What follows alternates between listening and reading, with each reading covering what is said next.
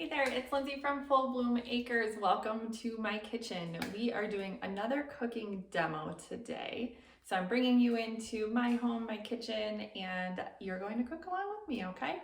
So today we are making quinoa. So quinoa is a whole grain. Technically it's a pseudo grain because it's not really a grain at all. It's a seed. So it's totally gluten-free.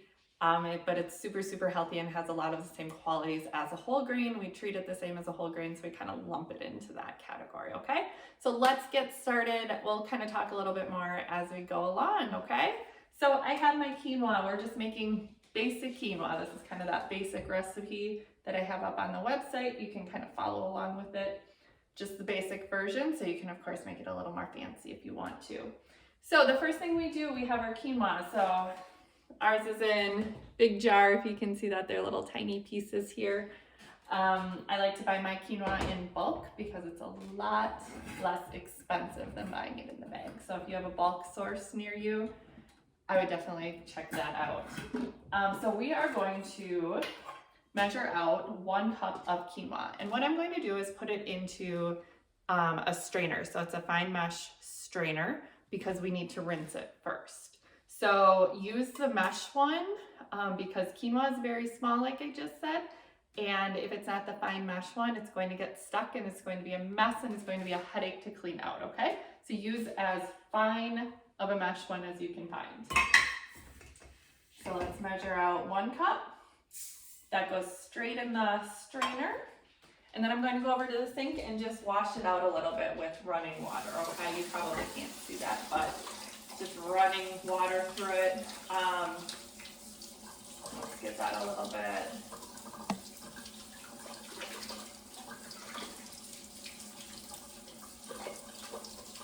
All right, perfect. So strain the water off. Again, we're just rinsing it just like you would rice or anything else, or beans or anything like that. And let me grab my pot here. And what I'm going to do is just dump my quinoa right into the pot. I'm going to try to get as much out of it as I can there. Let me grab a spatula.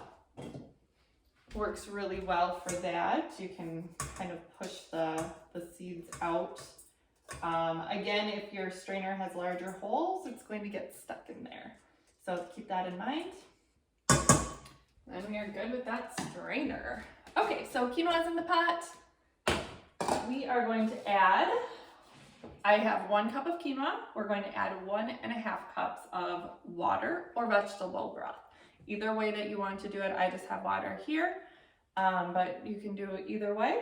And you're going to just dump it in with the quinoa in your pot. And you're going to turn it, the heat all the way up so that it can boil. You want to pay attention to it because it will boil over quickly. And again, you're going to have a giant mess. So let's put that on. I'm going to cover it to make it boil a little bit quicker.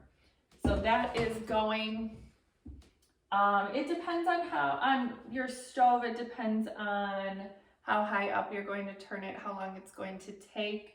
I find usually it boils pretty quickly within 5 minutes or so. Quinoa generally is pretty quick cooking, so it might take 15-20 minutes max. It's not one of the longer grains. You don't have to soak it, but the time can vary a little bit, so just know that going into it. So while that's cooking, I'm going to turn it up one so we can get going. So while that's cooking, I just wanted to talk about quinoa a little bit. So why did we rinse it? That might seem weird to you.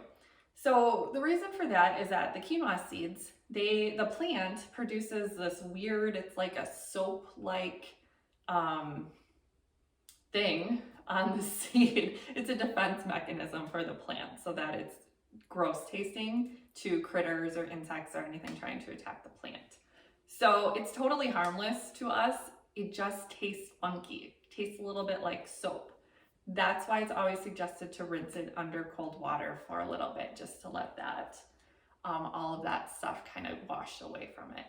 So I have to admit, I'm very lazy with it, and usually I don't rinse it. I feel like I don't even taste that anymore. So if you make quinoa and it tastes like dish soap, you probably didn't rinse it very well, okay? So just know that going into it, next time, do a better job of rinsing it.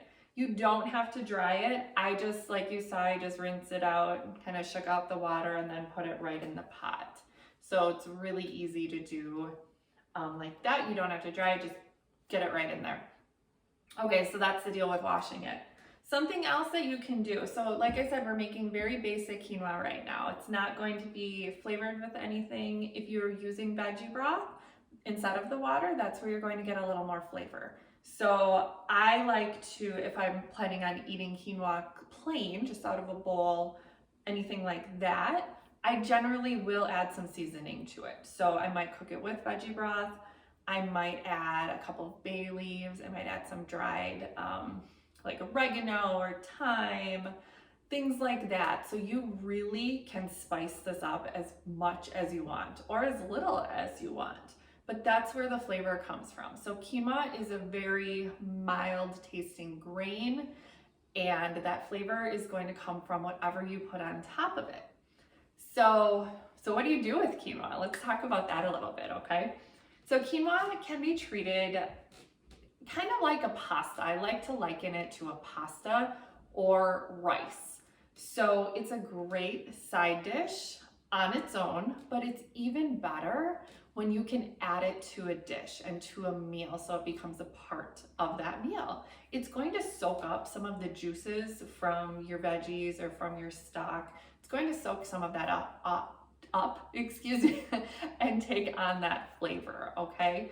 So keep that in mind. It's very subtle. It has a little bit of a nutty taste to it, but it's not overwhelming, okay? So I like to do this. I will use quinoa in place of rice when we're doing stir fries.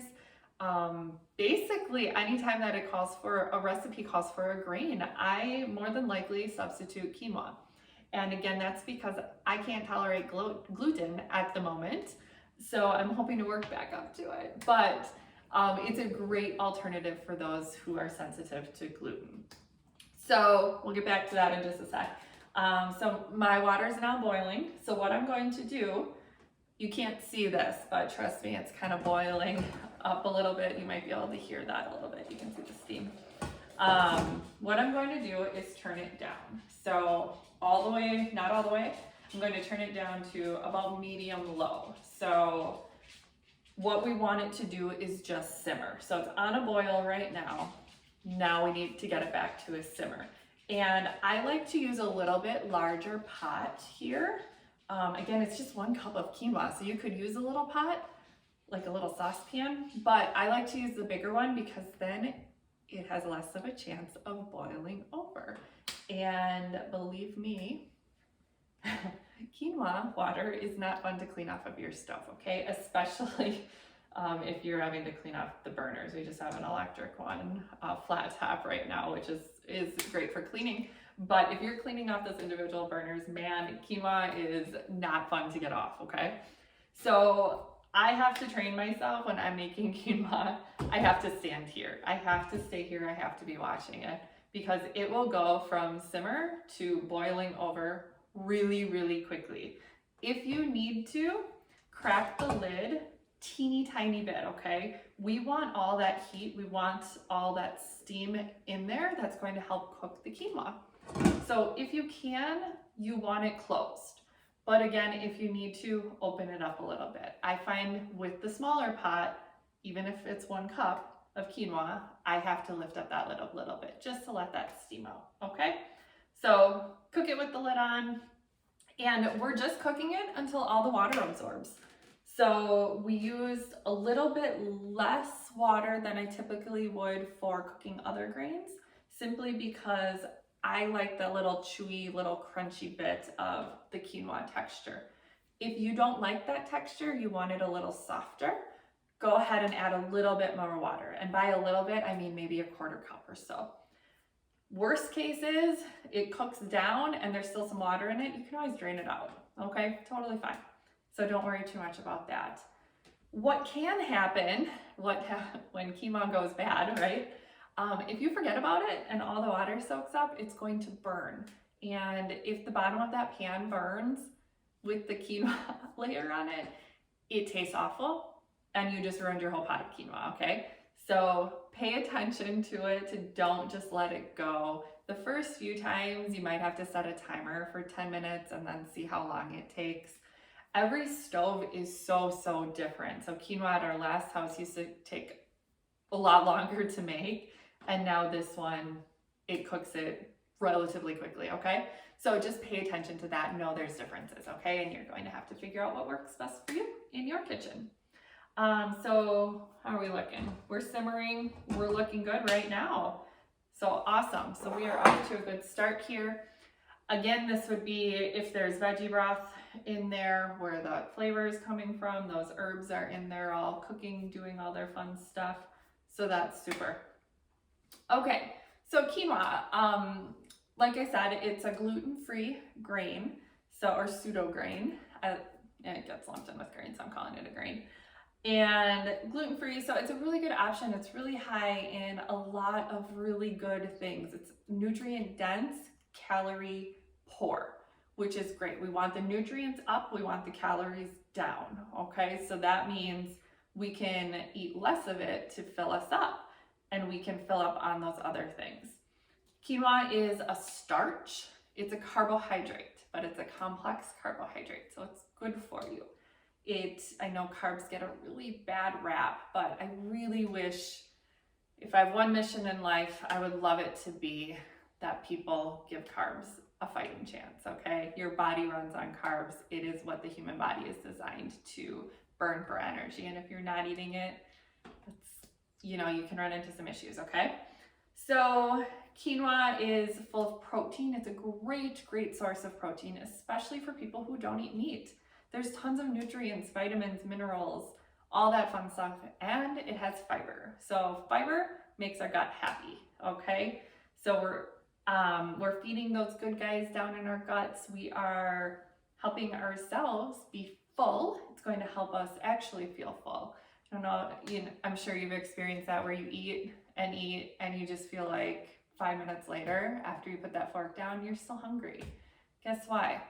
Probably you didn't get fiber, okay? So fiber is what fills you up. Where does that fiber come from? Plants. Meat does not have fiber in it, you guys. Dairy does not have fiber in it unless they're adding it in. But fiber comes from plants, okay? That's just the way it goes. That's just how plants are made. So that's why we need to eat plants to get that fiber. Okay, so still doing good. This is kind of just a talk on quinoa, really, because we're not doing a whole lot. If I was making, vegetables or whatever to go along with this, I would be doing it on the side too, somewhere where I am right by my quinoa pot, because again, it's going to go all over the place if you don't baby it, okay? So what is really fun about quinoa is it is so incredibly versatile. You can use it to replace oats in the morning, like for your morning oatmeal. It is a great replacement for that. You can heat it up, you can add a little milk, you can add whatever toppings you normally would put on top of oats or oatmeal, you can add it to some quinoa. So right there you're getting a whole bunch of protein, fiber, and nutrients, phytonutrients, right smack dab to start off your day. So it's great for that. It can be added to soups. So you don't even need to cook it first. Really, if you're making a soup, you can just dump some quinoa in there. And as your soup's cooking, as that water is boiling or simmering, it's doing the same thing that we're doing right here, okay? So it's going to cook your quinoa. Of course, if you have quinoa that's cooked already, you could always add it in at the end too and just heat it up with your soup, whatever you want to do. Like I said before, quinoa can be a great replacement for rice, for pasta, anything like that. So we've even done it where we make like a really chunky tomato sauce and have quinoa and tomato sauce, and throw some veggies in there, throw some beans in there, and you have a really great dish. There's a lot that you can do with it, so just know that it's a very versatile grain. It's a very healthy grain, and you're going to really get a big dose of nutrition when you can incorporate quinoa into your diet. Another great thing is that quinoa is becoming mainstream. which is a really, really good thing. When I first went vegan, oh my gosh, 10, 12 years ago now, I don't even know what we're on. I had to order this. I had to special order this from Amazon. And it would come in a little package, like this little tiny one that is like one serving, or one meal. So 1 cup, might have been a cup and a half. And it was expensive. It was crazy, crazy expensive. And of course, food prices always fluctuate, but when, you know, back before 2020, when bulk food was really readily available, I could fill this jar for about 30 bucks. That might seem crazy to you to spend $30 on grain, but this will last months. And I eat quinoa like it's gone out of style, okay? It's recommended to store it in the fridge. Again, I'm lazy and don't do that. I've never had a problem. So I'm still here 12 years later, whatever it is, I'm still here. So I haven't, you know, died of quinoa poisoning yet. So I think we're okay. So it's readily available. So even if your store doesn't have a bulk section, it's usually going to be available in either by the rice, where you would buy white rice or brown rice, or if your store has a dedicated gluten-free section, it will probably be there with all those other great gluten-free grains. So those are the 2 sections. I always tell people to check when you're looking for kind of those funky grains. Check rice aisle or check your gluten-free section. Those are your 2 sections to get to know. If you are working towards adding more plants into your diet and more healthy things into your diet, get to know those sections of the store. Get to know that international cuisine aisle, which is probably where your rice is. Get to know the baking aisle, so all those spices, and then all the things like chia seed, hemp seed, that's going to be in your baking aisle. And get to know your gluten-free section, okay? So those are those 3 sections of your grocery store you're going to really want to get to know, become friends with, and find out, you know, what's there, what's not. If your store doesn't carry something that you would like them to see or like them to start carrying, check with the manager. A lot of times they will be glad to special order something for you. And guess what? If there's a demand for it, they're going to start carrying it, okay? Obviously, not every store is going to carry something like quinoa, but most grocery stores do right now. Our little tiny one up the road, it sells quinoa. It's a little more expensive, but it sells it. Walmart sells it. Pick and Save, if you're in a similar area to me, those stores have it. Target has it. So a lot of those, Meijer has it. I'm just trying to think of what's more common. Okay, back to that quinoa. So let's check her out. I'm noticing that water is going away now. So what I'm going to do is just kind of make room so I can check the bottom of the pan.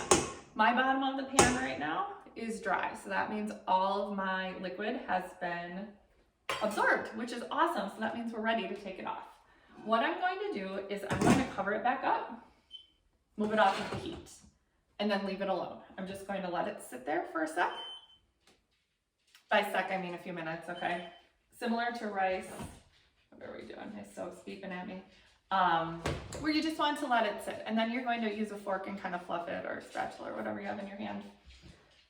So that's basically it. The other thing I wanted to say about quinoa, there's different types, okay? So this is white quinoa, or ivory quinoa, depending on the brand, how they label it. But that's your basic quinoa. That's what people think of when they see quinoa. There's black quinoa, there's red quinoa, there's supposedly pink quinoa. I've never had that. And there might be a couple other varieties as well. It's considered an ancient grain, so it has been around for years and years and years and years, okay? So this came back, ancient civilizations used to cultivate it. Kind of has an interesting history how it came to this country. Started being cultivated here not too long ago in Colorado for the first time. I want to say the 90s. I'd have to go back and look at the date. So it's relatively new to this area.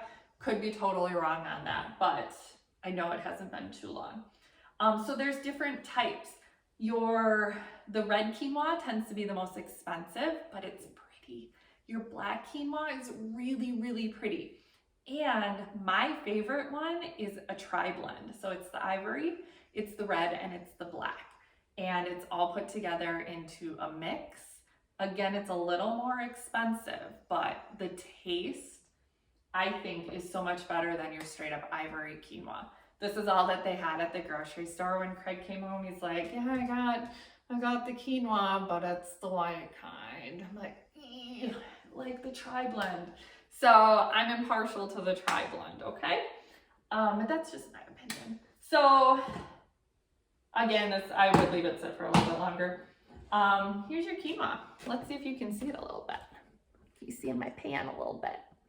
So it kind of actually looks like pasta.